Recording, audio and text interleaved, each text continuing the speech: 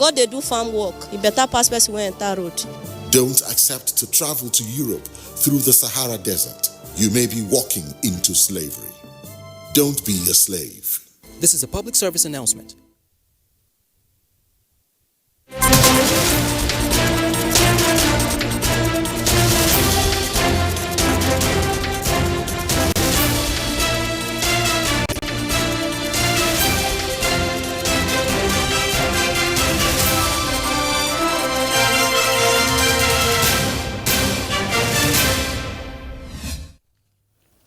Hello and a very warm welcome. This is the News on Enter International News. My name is Justin Bemui and here are the top stories. President Muhammadu Buhari returns after attending Russia-Africa Summit and Economic Forums in Sochi, Russia.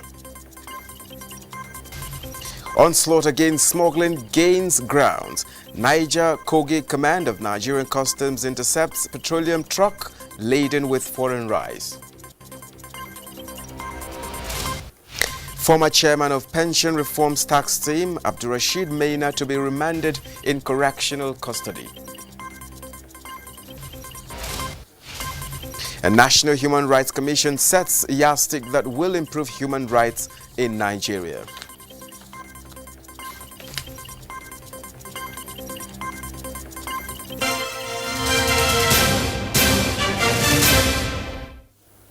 Well, thank you very much for joining us. Nigerians at home and in the diaspora have been reassured of the unshakable resolve by the federal government to do everything within the limit of the law to support, protect and encourage them to prosper in the pursuit of their legitimate means of livelihood.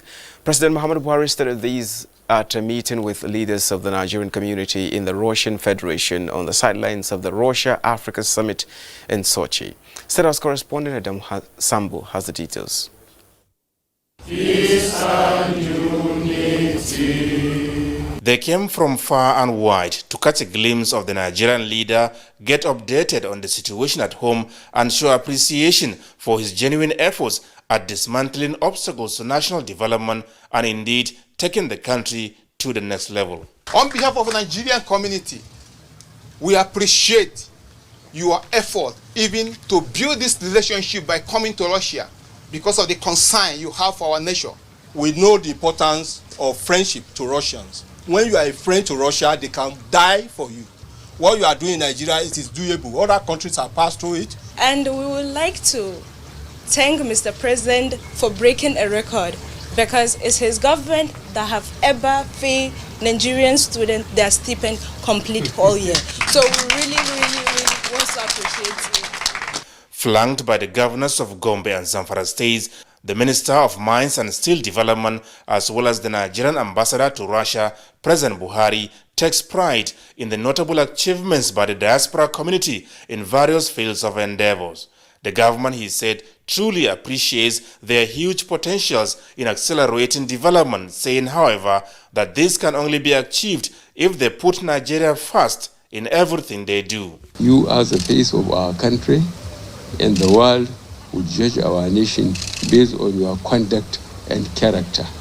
In whatever legitimate engagement you find yourself, you must strive to excel and be the best. You must not forget home. You are some of our best and brilliant brains, and your resources, skills, and talents can positively impact Nigeria. The president used the opportunity to brief his guests on the reforms being implemented in critical sectors of the Nigerian economy to make life better for all. We focus on key import substitution programs, especially in agriculture and manufacturing, to create jobs for our youth so they can earn a decent and honest living. We also introduce our social investment programs that target some of the most vulnerable citizens and communities. We are already seeing results, and we shall continue to push forward. This is a long journey, and I am confident that in the long run, our efforts will positively impact Nigerians. President Buhari described as logical Nigeria's renewed partnership with the Russian Federation in view of the many similarities they share. He said Russia, like Nigeria, is pushing an economic diversification agenda that will reduce its reliance on oil and gas by focusing on key job-creating sectors. The diversification agenda focuses on manufacturing, solid minerals development, and agriculture. Coincidentally, these are also the areas our government has been developing in the past 4 years. We intend to collaborate in areas of oil and gas, agriculture, and solid minerals development. Many of you are aware of the massive Ajaokuta steel plant as the most tangible symbol of this relationship. The governing APC, he said, is also making steady progress and delivering results in fighting corruption and securing the country for a sustainable future. From Sochi, Russia, Adamu Sambu, NTA News. Meanwhile, President Muhammadu Buhari is back in Abuja after a very successful outing at the first ever Russia-Africa Summit and Economic Forums in Sochi. State House correspondent Adamu Sambu reports that several investment deals were secured and high-level commitments critical to the economic well-being of the country extracted. And details of this report will come in our subsequent bulletin. Now, turning to judicial matters, the Federal High Court sitting in Abuja has ordered that the former chairman of the Pension Reforms Tax Team, Abdulrasheed Maina, be remanded in the correctional custody pending the commencement of his trial for alleged corrupt enrichment. The presiding judge, Justice Okon Abang, gave the order following the arraignment of Maina and his son Faisal. Olabode Arewa now reports. Maina, his son Faisal, and Common Impulse Investments Limited, a company allegedly linked to them, were accused of laundering $3.7 million and 2.3 billion naira between 2011 and 2016. The defendants pleaded not guilty to all the count charge preferred against them. Counsel to Maina, Ahmed Raji SAN, pleaded with the court to grant bail to his clients. On the bail of the defendants, counsel to the EFCC, Salisu Abubakar, argued that the bail application for the first defendant was preemptive as it was filed before the arraignment. The court granted adjournment and ordered that Maina be remanded in correctional custody until the 30th of October, when Maina's trial is expected to commence. Maina's son Faisal was arraigned on 3 counts charge of allegedly concealing 230 million naira. He is to be remanded in police custody until the 6th of November. The court refused us to take in our bail, so motu, saying that once he has not been arraigned, we cannot file an application. We were ready for the trial today, not because they objected. We have our witnesses involved. Meanwhile, the court has dismissed the suit filed by the Center for Awareness and Justice, seeking to annul President Muhammadu Buhari's appointment of Ahmed Rufai Abubakar as the Director General of the National Intelligence Agency. Justice Okon Abang held that the appointment was within the constitutional powers of the President, pointing out that the matter was filed out of time. In Abuja, Olabode Arewa, NTA News. In the meantime, the Supreme Court has upheld the election of Nyesom Wike as governor of Rivers State. In a unanimous decision, the 7-man panel led by Justice Ejembi Eko upturned the decision of the Court of Appeal. The governor approached the Supreme Court after the Court of Appeal has upturned the decision of the Rivers State Governorship Election Petition Tribunal, which upheld the election of Governor Nyesom Wike. The court upheld the 2 appeals brought before it by Governor Wike. In order to ensure that the country improves on its human rights obligations, National Human Rights Commission has put together the concept note on annual human rights summits, and Omeka Marachuku reports. Over the years, the country has been facing a number of challenges with respect to fulfilling its regional and international human rights obligations, despite attempts by the National Human Rights Commission in this regard. In view of this, the Commission is engaging stakeholders on the need to improve on fulfilling human rights reporting obligations. You'll agree with me that at this point in time, we need this at this very point in time in our history, because there are so many human rights challenges facing us in the country. We are happy that the president himself has acknowledged the kind of challenge the commission has, and has supported us through the budget. The annual Human Rights Summit will address the 2009 United Nations Protection Action Plan, which enjoins Nigeria to establish a national consultative forum as a platform for dialogue for human rights issues in Nigeria. In Abuja, Umenka Marchuku, NTA News. The Niger-Kogi Command of the Nigerian Customs Service has intercepted a diesel tanker used for the importation of foreign rice into the country, brought through its axis. The Comptroller of the Command, Yusuf Abba Kasim, disclosed this while conducting newsmen round its warehouse in Mina. Fatima Usman reports that the command also briefed newsmen on its activities in the third quarter of 2019.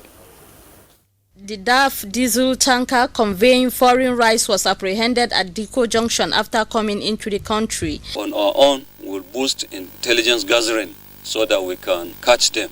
Other seizures done during the month of October are yet another 950 bags of rice in one DAF 10-tire truck, 4 Toyota Corolla saloon cars conveying a cumulative of 135 50 kilograms of foreign rice, and another 397 bags discovered within the forest suspected to be hidden by smugglers. Other seized items are 2 Toyota RAV4, 4 Toyota Corolla, a Peugeot 207, as well as Mazda Primacy cars. It is worrisome to note that some Nigerians remain unrepentant, even as they continue to lose. The command further gave highlights of its activities in the third quarter to include the seizure of 3,521 50 kg of foreign rice with a duty value of 62 million, 29 vehicles with duty value of 32 million, and 1,018 bills of second-hand clothing. The command, popularly known as Niger-Kwara-Kogi Command, is now Niger-Kogi Command, following autonomy granted the Kwara Axis in July this year.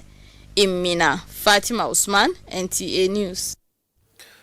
Illegal refiners and other criminal elements across Nigerian waterways have been warned to desist from it or be ready to face the law.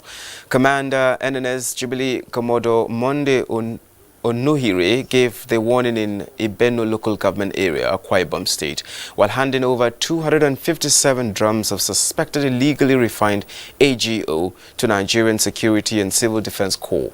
Calvin Samuel reports.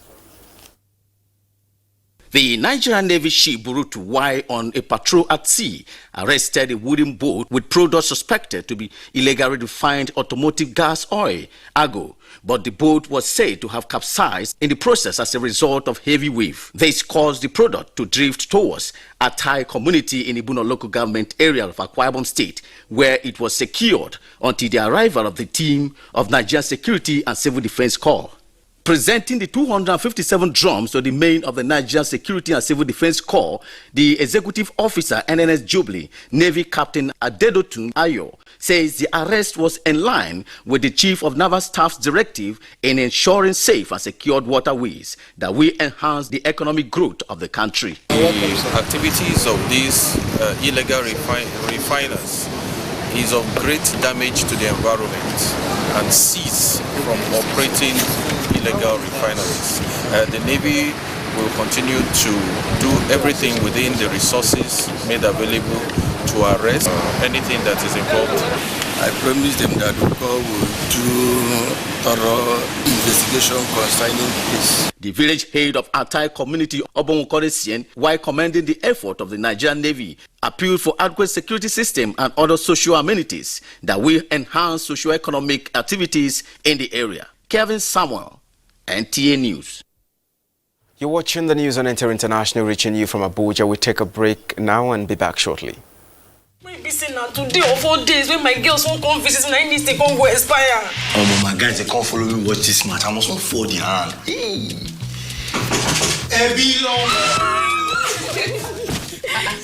Babe, what's happening now? Sorry to disappoint you, but my subscription don't expire. The match is not on my GoTV package. Now your holla be that. I beg, give me your phone. Make I show you how you go take do it for my GoTV app for your phone. Life is so much easier with my GoTV app. Make payments, clear error messages, change your package. You can also check your due dates and keep abreast of your payment history.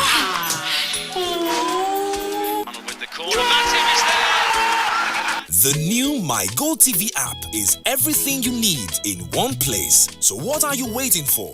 Download My GoTV app now from Google Play or App Store to enjoy the easy life. GoTV. Live it, love it.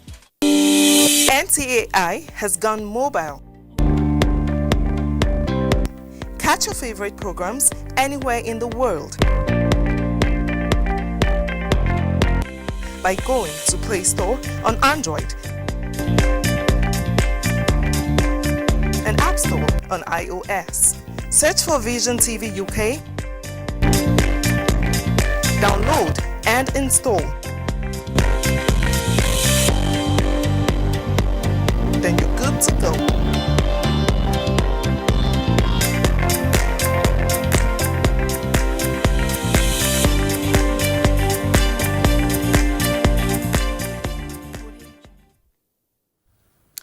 Thank you very much for staying with us.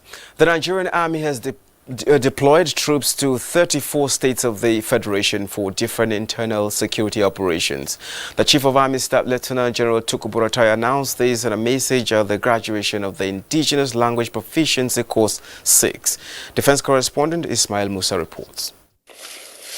In view of the nature of emerging crime and proliferation of sophisticated weapons in the country, the Nigerian Army is exploring multifaceted approach to combat challenges of insecurity across the country through enhanced intelligence. Ability of troops to adequately and professionally respond to these security challenges depends on reliable intelligence, which is partly contingent on the ability to communicate with the local populace. To the Director of Nigerian Army Resource Center, the adaptive nature of domestic security environment and the need for proactive intelligence report necessitated the language proficiency course. Without information, you can't have intelligence. It is information that is processed to get intelligence. So that is a major reason why we have to continuously run this program. 141 officers and soldiers participated in the 6th edition of the 8 weeks course in Hausa, Yoruba and Igbo. Ismail Musa, NTA News. At the meantime, Minister of Defense Major General Bashir Magashi says priorities given in the 2020 budget estimate for the defense sector to enhance operational capabilities of the Nigerian Armed Forces. At the budget defense before two committees of the Senate and House of Representatives, the minister dwelt on the need for recruitment of more personnel for all the services. National Assembly correspondent Abdullahi Aminu reports. In the budget proposal before the Senate committee under the chairmanship of Aliyu Magatakarda Wamako, the minister said additional allocations are required to achieve the required operational capability of the country's armed forces, notably barracks rehabilitation, among other demands. At the House Committee Budget Defense session, Major General Bashir Magashi told the legislators that defense agencies such as the Armed Forces Command and Staff College Jaji, Nigerian Defense Academy and National Defense College would concentrate on their mandates of providing required manpower and training of the personnel. In recognition of the challenges of the millennium, a military sector with modernized equipment, well-trained in all aspects of military operation, fully professionalized, compact and mobile, with adequate equipment, firepower and communication. We want to ensure that you get the fleet and inventory that you are entitled to. Also at the House Budget Defense was the Chief of Defense Staff, General Gabriel Oloni Shakin, who said projects and programs by the services remain in line with due process and accountability. From the National Assembly, Abdullahi Aminu, NTA News. Time now for some business news with Musa Babaliu. Nigeria and Russia have signed a memorandum of understanding which would enable both countries' oil industries engage in business activities. Under the MOU, NNPC and Lukoil of Russia would work together in upstream operations and revamp Nigeria's refinery. It is expected that the agreement would entail cooperation in deep offshore exploration of oil in Nigeria, production, trading and refining. And Nigerian fertilizer business is expected to attract more investment from within and outside the country with new regulatory framework. The law passed by the 8th Assembly and assented to by President Muhammadu Buhari last week stipulates and identifies the role of private sector in the farming input value chain. Member of House of Representatives Muhammadu Mungunu introduced it when he was Chairman House Committee on Agriculture. The essence of the bill is to regulate the manufacture, importation, distribution and quality control of fertilizer. And it's essentially as a result of the fact that people are engaged in the sale of fertilizer that is deficient in plant nutrient. People are engaged in the sale of adulterated fertilizer. This law was brought into force so that appropriate penalty will be meted out for the contravention of the law, and that penalty is 7 years imprisonment without an option of fine. And the United Nations Sustainable Mobility for All initiative is to push global GDP further to $2.6 trillion. The initiative is designed to help countries identify gaps, crucial steps, and appropriate policies to ensure that transport contributes to attain the Sustainable Development Goals by 2030. Now let's get to have some stories from other parts of the world. Thousands of people are marching across Zimbabwe in government-organized protests against U.S.